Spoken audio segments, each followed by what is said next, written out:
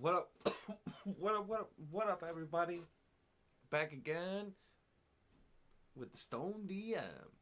And that's me. We ain't got no guests this week. um, we will be having more guests and more things like that coming down the line. Um, Hopefully, a lot more All Bear Crew members will be joining us more often. And we'll just be able to get to talk some more D&D and just have a little bit of fun. You know what I mean? But we're going to run this one solo today. We have had a couple really big, extravagant things happening in the world of Mirage. And I just want to kind of talk about it a little bit and break it down. That might not have been how that goes, but I think it was close. I don't know. It's been a while since I heard that entrance music. You know what I mean?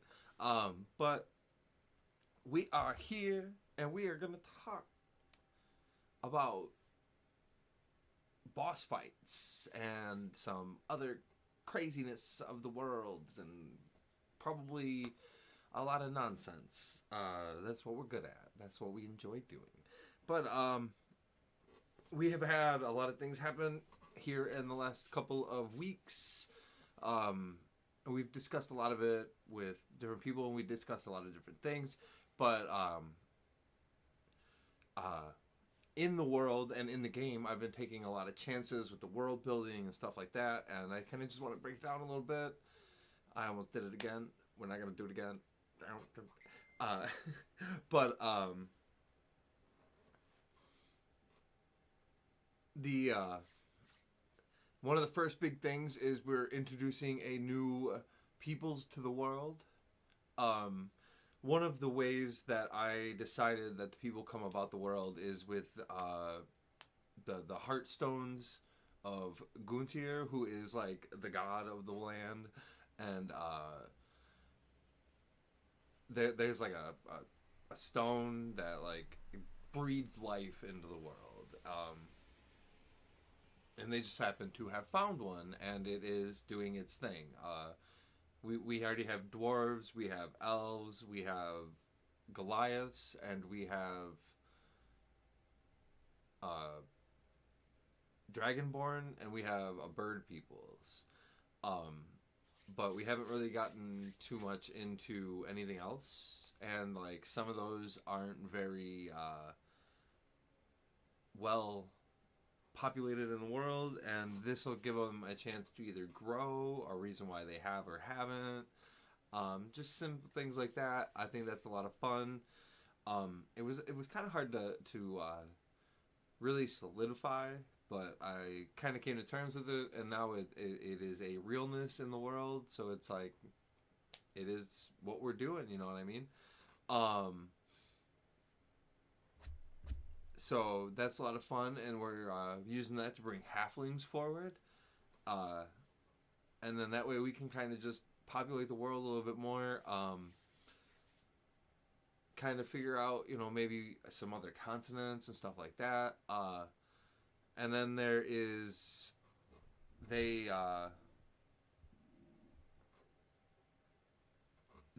in the most recent session, they just made it to another town, and... I didn't feel like building this town up and having it be too similar to what we already have in the world. So I have always stressed that the idea of this world is dangerous. There's large monsters, sometimes creatures they may or may not be able to beat, and one of them has destroyed the village. Now they got a bunch of people fleeing. And it's a thing that's going to happen in the world, maybe less often, depending on how well equipped people get and what kind of peoples inhabit that, specific area. But it is a reality now. And what I used for this one was a Hydra, and they ran into battle, and they are mid-combat as we finished off the last session. And we'll be picking up mid-combat right into the fray. fleeing, fighting. Who knows what the group's gonna do? They're a little scared. It's big. They've killed a couple heads. A couple heads have resprouted. Oh boy, oh boy. You know what I'm saying? It's really exciting. I'm excited to see what they choose to do. Sorry. Quite the hefty workout today.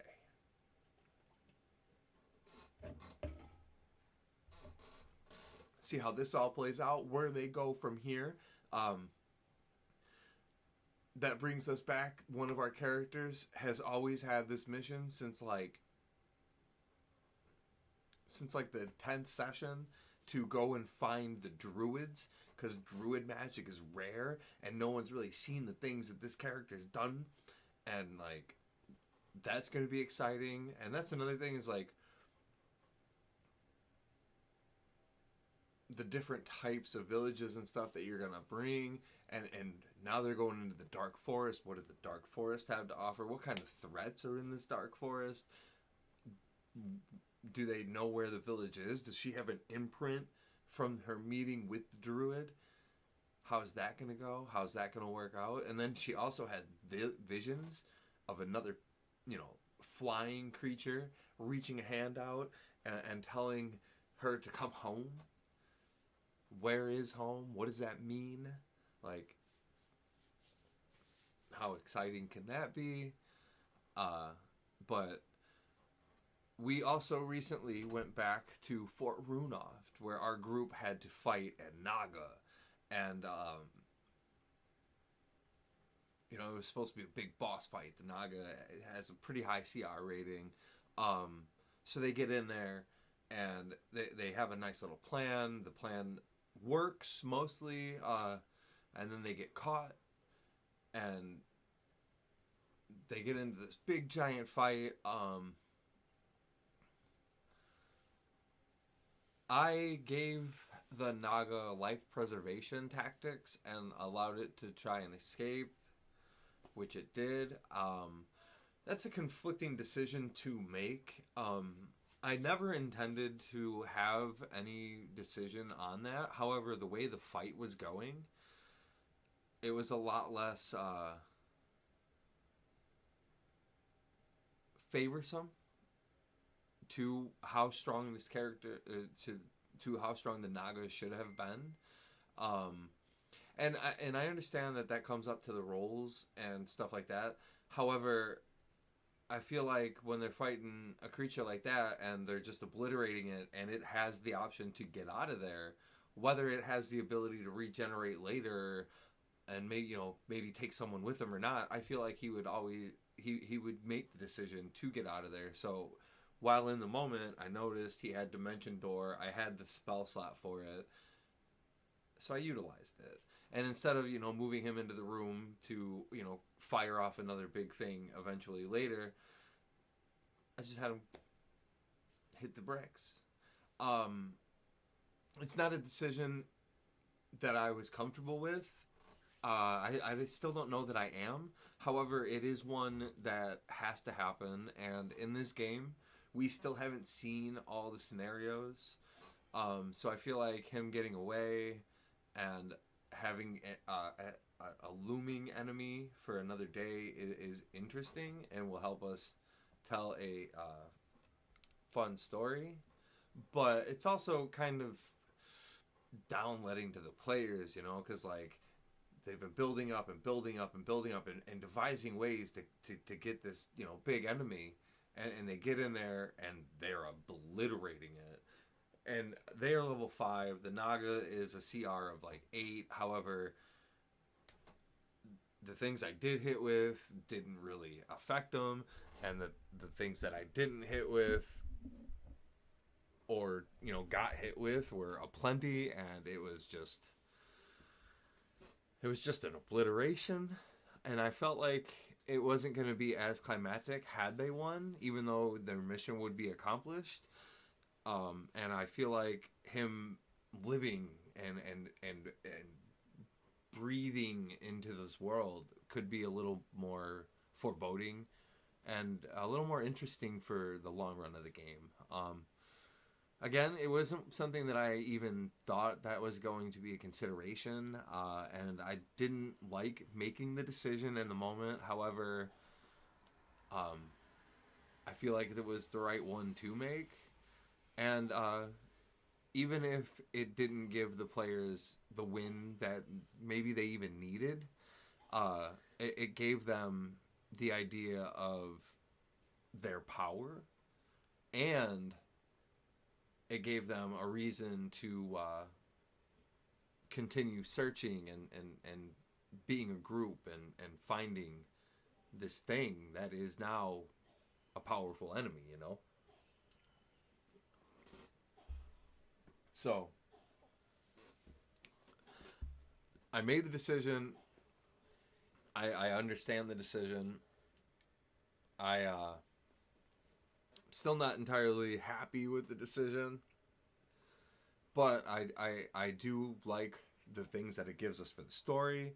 I do like the idea of enemies having a life preservation, and then depending on how the story goes and how it unfolds and the things that they all do together, it could make for a nice, really big payoff when they do finally seal this thing away. Let's get to the stone part.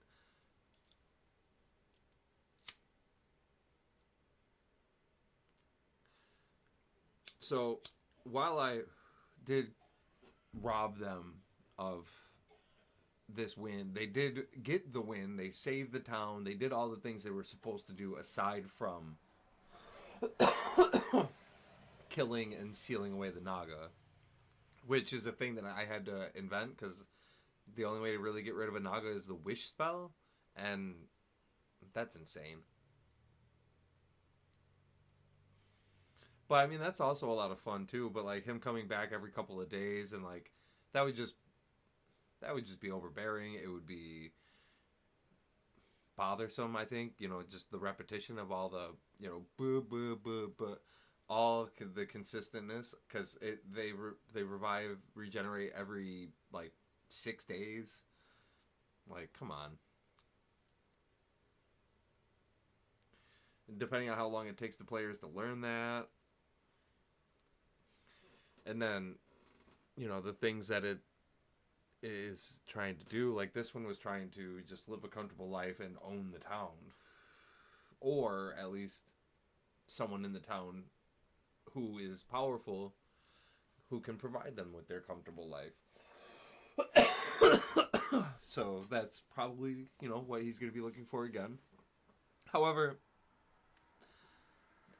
as a DM, I need to figure out how to throw something at these guys that allows them to feel, the adversity of a boss, have the threat level of a boss, while not, picking on a player, and also not, just throwing a Trask at them and just hitting them with the high heavens, because, I can't figure out what I'm doing, which is also part of where the Hydra comes in, because when they first got to Fort Runoff, I had loomed the Hydra over them.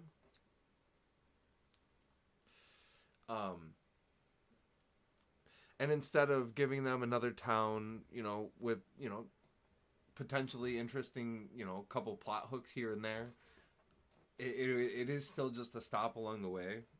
So this is also a stop along the way. However, there's just a giant monster who is the stop. And this is also another way for them to test their mettle, to see what they're in the game for as a player and a group,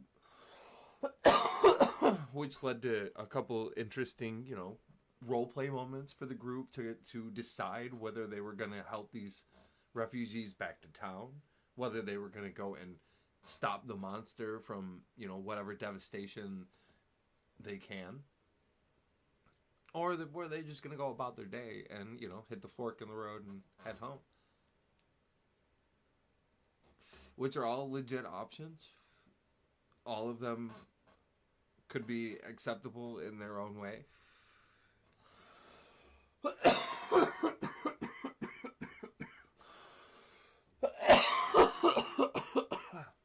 And that's like part of the interesting stuff.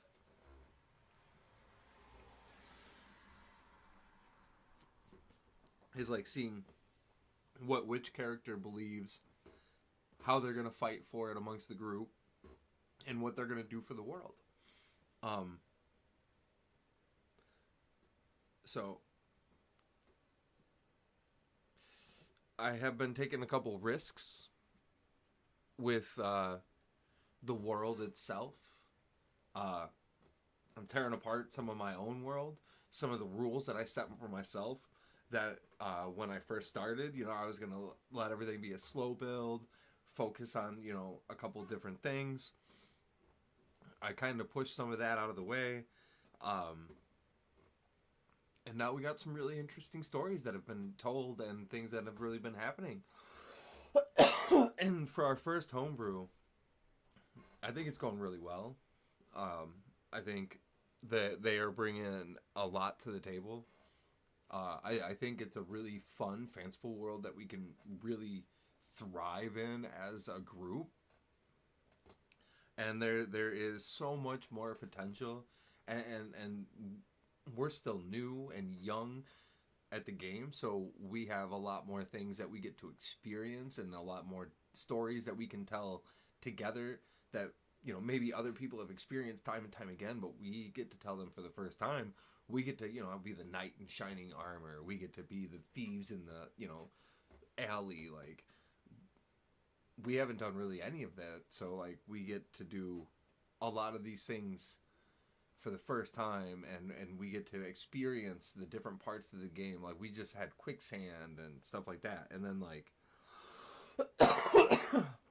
some of the monsters that I'm going to try and introduce, and like there's different illnesses and diseases. Like, there's different diseases and poisons, and there's different types of peoples to bring about as far as bad guys, or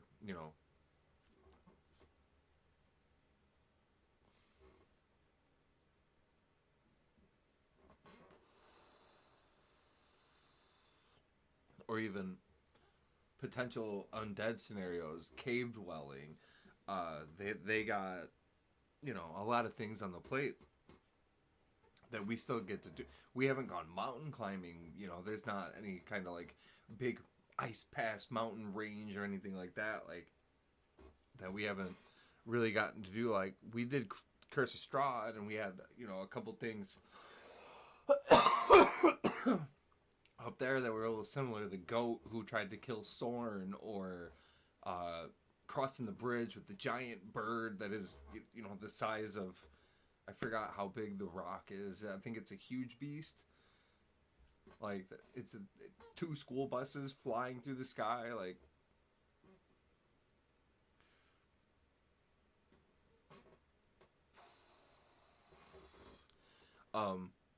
so yeah, there's just a lot of things left for us to be able to experience and to go over, and to just play and have fun with. A lot of different character types to play, classes, all that stuff. We as a group haven't switched over to all the new books we invested a couple years ago in what they had out. We're still learning all of that, but we've also already developed some of the stuff that we just enjoy playing with. And like, we're trying to I gave one of the characters a way to inflict bleed. I don't know if it's in the game. I kind of just made up a couple rules. It is what it is. It's a lot of fun, and it seems like it's going to be a good experience, and we're going to work together on it, and we'll figure out what works together, Like, could bleed stack? Is that a thing? Or, is it just bloody now?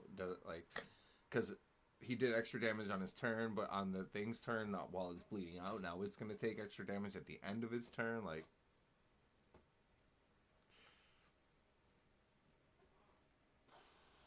can't do like South Park, man. They stack that shit to no end, and you just fucking run them enemies out quick. That shit's fun though. South Park games.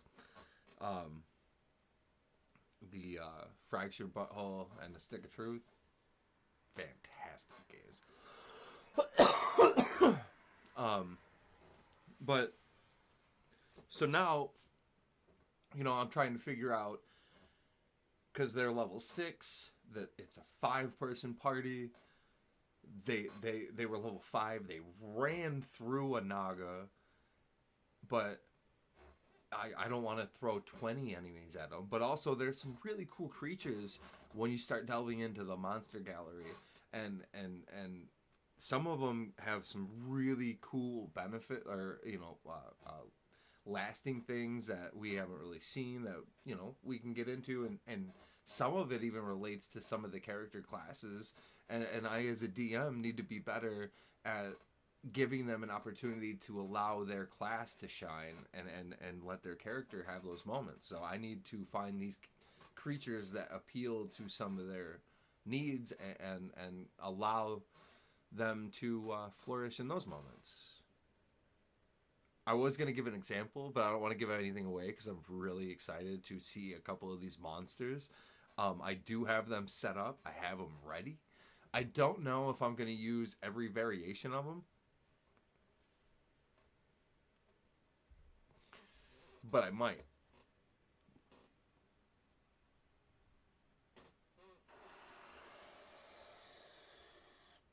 But, like, there's a lot of monsters we haven't seen. Some that we've seen that we've only role played through. So maybe, put them in front of us again and see if we can get a little battle out of it, or maybe role play it again. Who knows?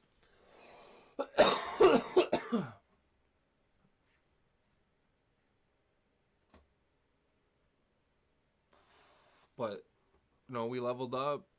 We're moving on in the world. We're going into a different terrain. So I need to really get fleshed into what kind of world outside of the swamps is going to look like. What more creatures are they going to come across? What are some things that I want to see? What are some things that I think the table needs to experience?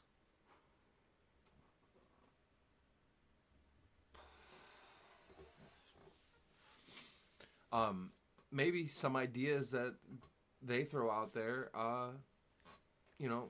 and we can incorporate it into. Or maybe if like something in character comes up and someone starts like some kind of rumors or something, we can kind of play into that. We already got the cube as like one of the greatest enemies of the land, and it's taken so many different forms in Charlie's drawings at this point. Like, who knows what it really looks like.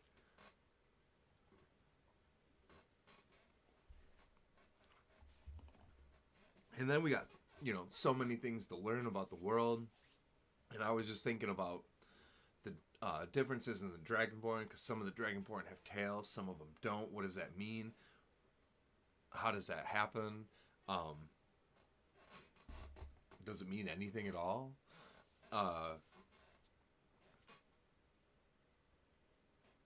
You know, but so I get to take a lot of risks coming up here, as far as a DM and a storyteller, because destroying a town and inventing a people and all of these things that are happening in the world, they're all really exciting, but they're also really influential to what happens to the place as a whole. And also, Aurelia is a princess. What does that mean for the elves, depending on the choices she makes? How does that shape the world? How does that shape their standing in the world? Like, this is so much fun. I never imagined all the things that I would be able to do, because anytime I've ever sat down to just write a story and just to put things, you know, to paper or whatever, it always just comes up short or falls through. I'll get good headway. I'll write, you know, 5 pages and never look at it again. But with this, it's a consistent, evolving story of many people, and they're all helping me, and they're all telling their own story. So I don't have to worry about what the main characters are all doing, because they're doing it themselves, and I don't need to think about 6 different brains, because they are. So now I get to think about the brains of the people around them in a much less so fashion, and the interactions with the NPCs and things like that are always coming and going, and if any of them stick, that's fine. I'll let them flesh out, but I don't have to worry about it until it happens. So what I need to do right now is work on building the world and allowing them to see what I see a little bit more, or let them tell me what they see and I'll let that be the reality, and just become a better describer of what things are happening. And I don't mean like Mercer style where it's 15 minutes of monologue where they have to sit there and listen to me describe everything.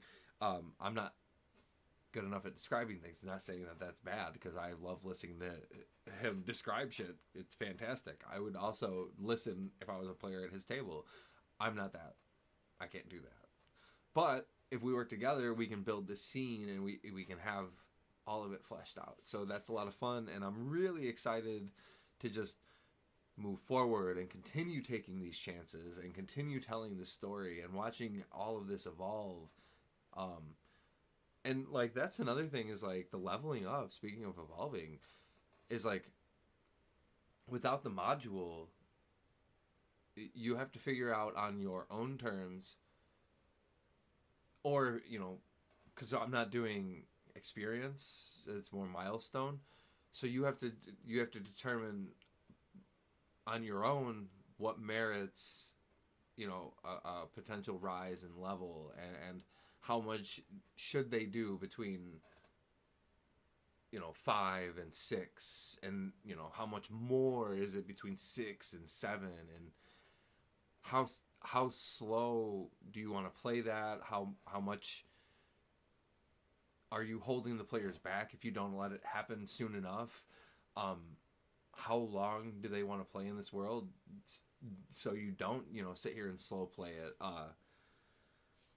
So that's something I also have to figure out too, because like, we just reached level 6, but we were level 5 for what seemed like a while. However, you know, there wasn't terribly a lot of progression as far as like how far they got in the world, but the things that happened and the things they did, there was a lot. So like, did I wait too long to have that level up? Should I have given it a little bit sooner? Or was it the right time? Am I thinking too much about it? I did figure out here recently that I was thinking too much about it. In another aspect, I was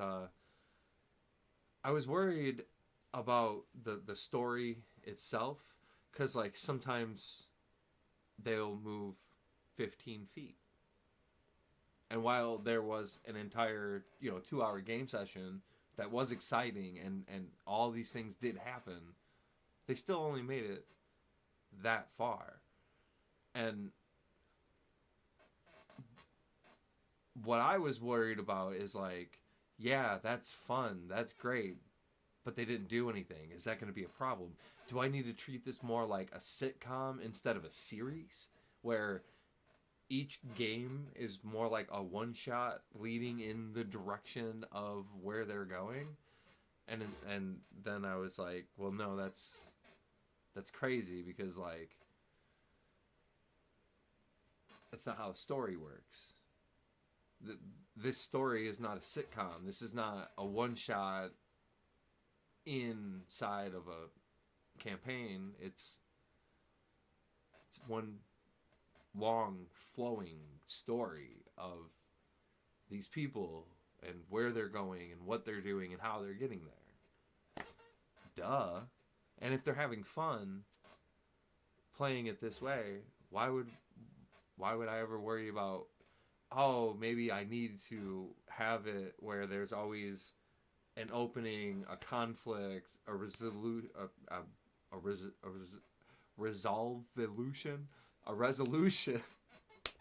I'm so bad at words. A conflict, a resolution, the whole woo thing. Sorry, camera. Woo thing, climax, and all the storytellers points. Beep, beep, beep, beep, beep, beep, beep. Anyway, but no, that's silly, because sometimes the game is going to go all the way across the map, and sometimes the day is going to go here to here instead of here to here, and that's okay. Because as long as you're having fun and the story is progressing and things are happening, then it doesn't matter. They don't have to run marathon, or they don't have to sprint a mile, because we're doing a marathon. But anyway, I hope you guys have fun, and most importantly, puff puff, pass it along, and don't forget to smile, y'all.